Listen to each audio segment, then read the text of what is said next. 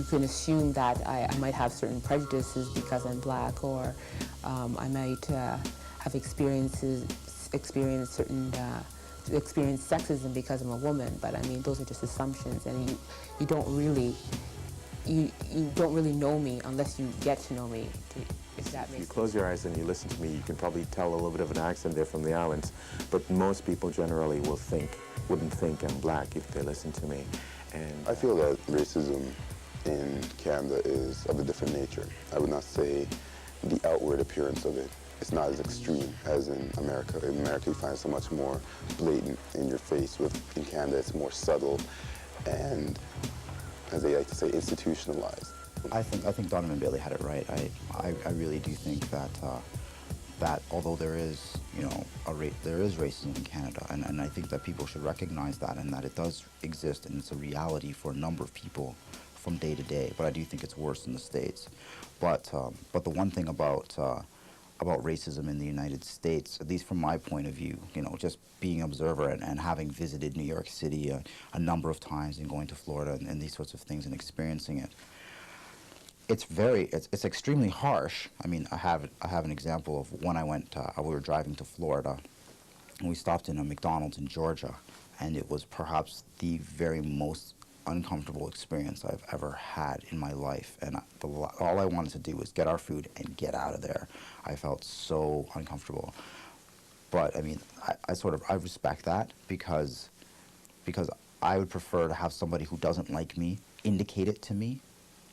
Whereas in Canada, it's much more covert, and so therefore you don't necessarily see it, or it'll just come out in a very slight comment, and that'll trigger something off in your head saying, wait a minute, this person is expressing this bias towards me or doesn't like me because I'm black. What I admire about the United States is that their racism is more open, and therefore you know with what you're dealing. And so you go there and you know you're going to find it in certain areas, so hey, it's not a surprise. And actually I find that in some areas they're really dealing with it, and it's out in the open, and they're more advanced in terms of coming to grips with it. Whereas here in Canada, we're just sort of slowly beginning to get over the denial stage. People have finally come to admit and to see that there is racism here. In the U.S., it's different from Canada because here people are more conservative, or they'll say something like, well, I have a black friend. Like, don't say that, especially not to me. And don't ever say I'm colored either. I'm not, because, you know, those things are just very offensive, and just people who you could tell are they're just racist. Racism with a smile, you know, people practice it. And then you don't feel like you belong, you don't feel welcome, you always feel like you have to be proving yourself, and that, you know, you're always under inspection no matter what you do, and just not given the chance, you know. And then you're made to feel incompetent, and like, you know, you're not bright enough, you're not smart enough, that sort of thing. So, you know, that's the whole thing about this evil racism. It's not going to go away. It's not going to be totally solved. And it's really, the real key is attitude. Do you believe that there's a covert kind of racism that exists in Canada? Covert kind of racism. I think the movement now is such that people don't want to be branded or labeled as some sort of bad person by society, and being, you know, labeled as racist is definitely one of those bad labels. So I think people will, you know, to be defensive, cover themselves up as much as possible to give the appearance of not being racist. A lot of people you've probably interviewed would have probably said they've got lots of friends who say, well, I know I don't see you as racist, or I've got friends who are black, or that sort of story. And that's a sort of defense mechanism where, you know, people have to, you know, establish themselves to not be racist before the fact. I was in Vancouver a few years ago, just on a vacation, just a week and a half in Vancouver. I went to this bar, and there was this guy there from South Africa, this white guy from South Africa, who for no reason comes up to me and says, starts introducing himself to me and talking to me.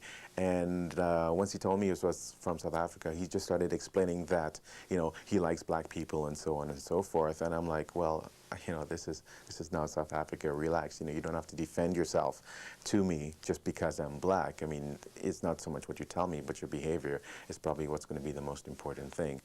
Again, it brings that back, the whole thing about how you personally reconcile, how you're going to look at yourself as a colored person, or what things you're going to define as racist. How are you going to look at other people? It just comes down to a really personal level. And for someone else to say, "Oh, you're trying to prove yourself in this way," I mean, it's. Oh, or you're not fulfilling your duties as a black person. Exactly. You're betraying us in a way, or you're not wanted amongst the black community. It's such a like, I mean, you bring it down to a high school level. It's such like a baby thing, like, oh, you're not wearing the right kind of thing. Obviously, you're making a statement against the establishment or whatever. And I mean, whereas maybe you're just being yourself. Maybe you're doing your thing. You don't have to constantly be making a statement just because you're black about black rights and black issues. It's not to say that we have to just leave aside, all the things that are going on today and strive to be political, and because that's another problem that I have, So it's not to say that we have to leave back whoever we are and strive to be political or strive to make some sort of statement or always, but there's always ways to do it. And I don't know, it's almost a catch-22. How would you define racism? Good question. I mean, racism, I guess the easy answer is that it's sort of discrimination on the basis of race, but I don't know that it's limited to discrimination. I think it's also just about imposing definition. I think probably races and cultures should be free to define themselves rather than having those definitions imposed on other people, rather than being put into a box by what other people are thinking. So I think it's also one of those things when you're trying to define a culture or a race or something, it's one of those things that it seems easy from a distance, but once you get closer, it's like looking, blowing up a photograph. It gets more and more grainy and you don't know where the boundaries are. So normally I just try to let people kind of define themselves and, ask questions rather than telling people who they are. I think one's definition actually changes depending on where one is. Because as a black woman here, say in the Kingston area, I feel that, well, no matter who, what I feel is what is within me. And I myself know myself to be a very strong person. I know my talents, and I know what I'm good at. And so if there's something that I want and something in which I believe, I go for it. And I don't stop and think, well, I'm black, I'm a woman.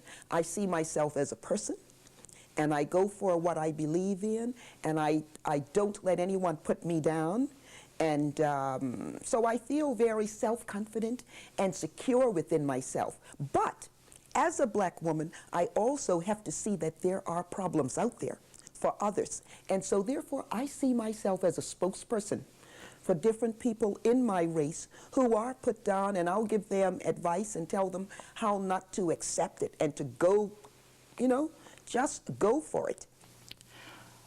I think in this day and age, to be a black man requires, well, to be a successful black man, maybe I should qualify that. To be a successful black man, it incorporates a number of things.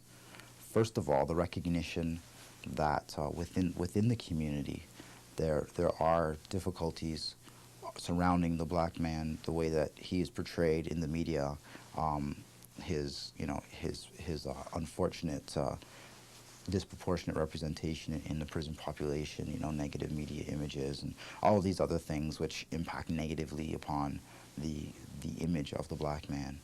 So, I mean, as a black person in general, and a black man in particular, I define myself as someone who is very much trying to break away from the stereotype and not live the way that others in the community expect me to live. I've got very definite things that I want to achieve. You know, I want to disseminate knowledge about Black history and disseminate that to the members of my community, but to all people as well. And I'm very focused on that sort of thing. I'm also very focused on acting as a role model to younger Black men who are coming up behind me, because I have very serious concerns about that some of our young Black men are not seeing that this society has things which it can offer to them, but what they need to do is to go out and grab those opportunities by the throat and take them if people are not going to be willing to give it to them. There's not this attitude that society owes me something or that society is going to give me something on account of who I am.